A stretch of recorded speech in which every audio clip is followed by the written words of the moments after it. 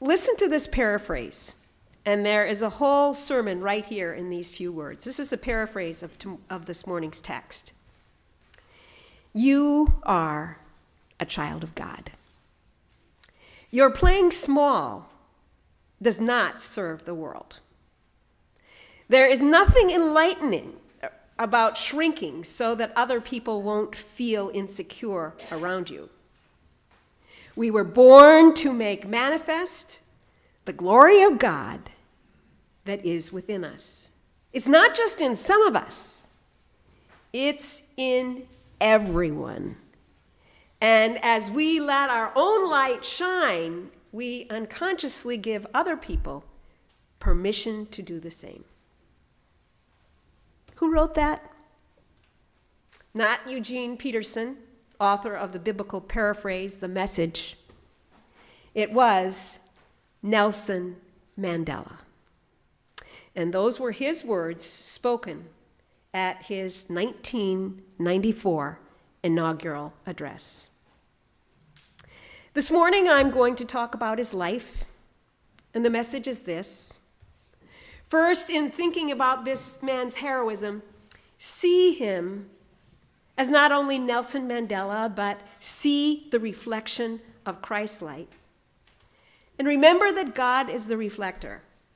That's the first point. And secondly, but equally important, know that every single one of us is to be a light in the world right now, right where we live. Let us bow our heads in prayer. O Lord, let the words of my mouth and the meditations of our hearts be acceptable in thy sight. O Lord, our strength and our Redeemer. Amen. He was born Raleigh Shazha Mandela, and his name was prophetic. Raleigh Shazha means tree shaker. But when he was 7, he attended a private British school where students were not allowed to keep their African names. At that time, his teacher renamed him, and the name he gave him was Nelson, after the British Admiral Horatio Nelson. And so it was from that time he was known as Nelson to the world. But he was still a tree shaker for the rest of his life. When he was 9, his father died of lung disease. And subsequently, Mandela was raised by the king of a local tribe. Although Nelson was not a brilliant student, he was a diligent one. And so his guardian generously sent him to attend Methodist missionary schools, where, by the way, he developed a lifelong disapproval of profanity and excessive drinking. In 1939, he enrolled at the University of Fort Hare.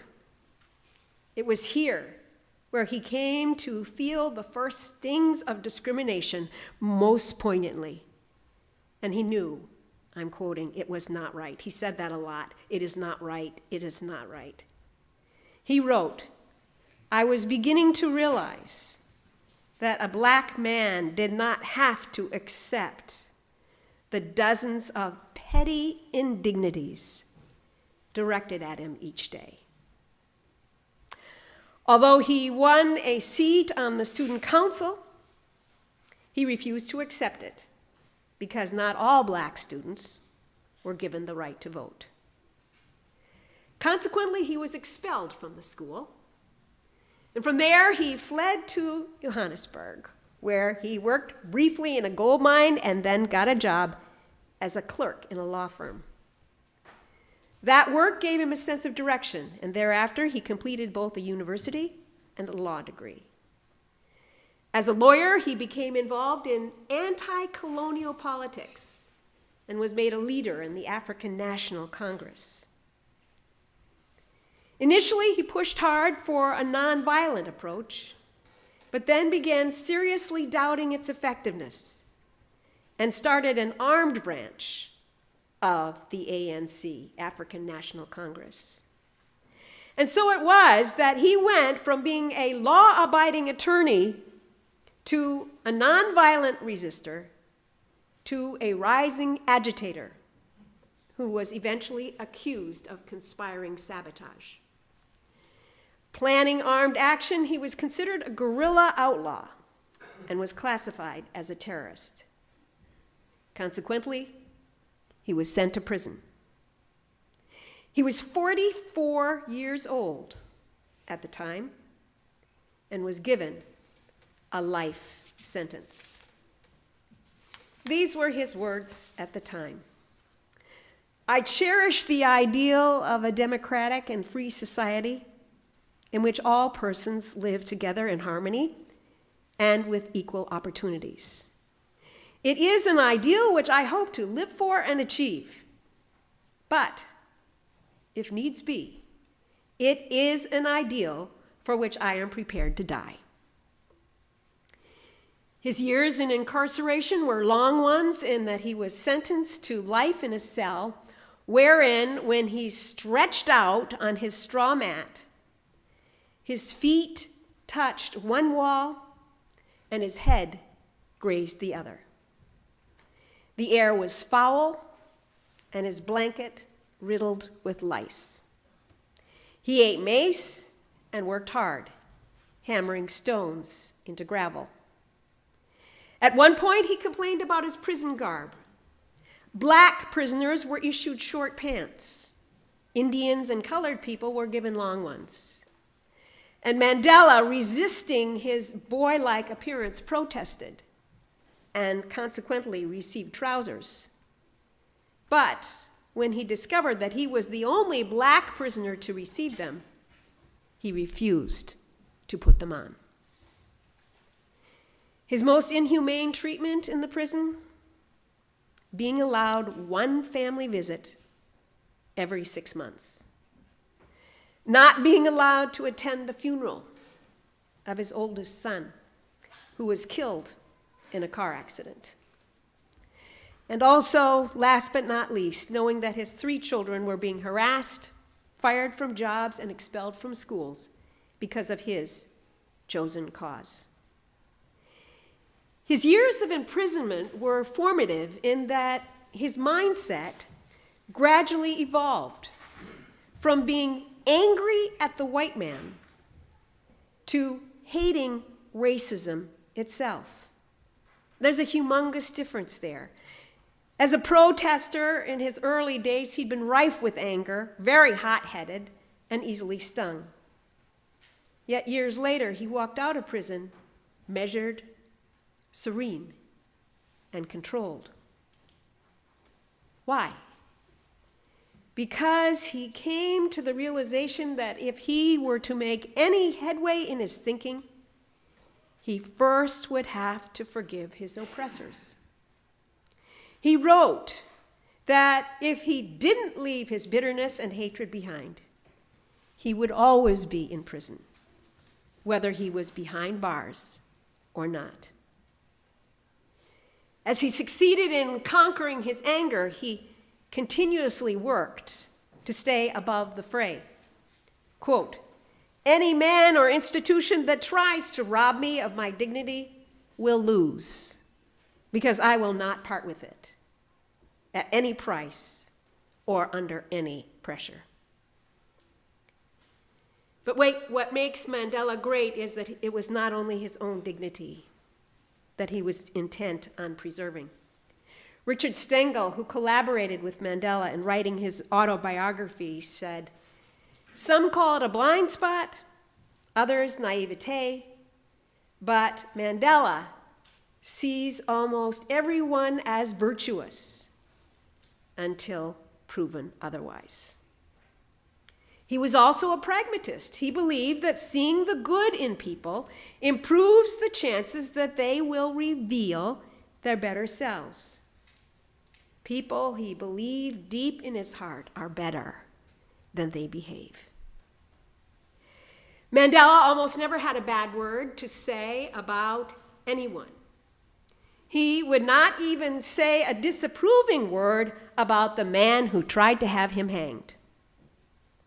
Stengel once asked him about John Vorster, the president of South Africa, who rued the fact that Mandela and his comrades had not been executed. Nelson responded, "He was a very decent chap. In the first place, he was very polite." That was the end of that conversation. It was not that Mandela did not see a person's dark side, but Mandela refused to see only that. In fact, probably the worst thing he might say about someone was that he or she was acting out of self-interest. So how, since he was living in such an oppressive and controlled environment, was Mandela able to undergo this incredible transformation where he was no longer a raging hothead, but instead where he morphed into someone of tolerance and peaceful acceptance? Because confined to prison, he came to understand that the only thing one can control is oneself. He knew that resentment is like drinking poison and then hoping it will kill your enemies. And as a prisoner, Mandela decided to refuse to swallow that drink. As it happened, his jail time was not to last forever, but for 27 years. His sentence brought global visibility to the anti-apartheid movement, and Mandela was finally released due to international pressure. And so, at the age of 71, he was made a free man. After 10,000 days in prison, he walked out of his confinement on February 11th, 1990, saying, "Now is the time to intensify the struggle." He spoke without rancor. 4 years later, there was a national election for president held, and for the first time, Black South Africans were allowed to vote. Nelson Mandela won at the age of 75. His biggest challenge was to free his people from bitterness, as he himself had been freed by God's grace and by his own diligent work. His accomplishments: he created a democratic, non-racial South Africa, effectively preventing a bloody civil war. He helped unite oppressor and oppressed in a way that had possibly never been done before. He liberated a country from a system of violent prejudice. And over the years, his little light became a torch for all the world to see. Jesus said, "You are the light of the world. Let your light shine before others, that they may see your good works and give glory to your Father in heaven. Arise, shine, for your time is now." Amen.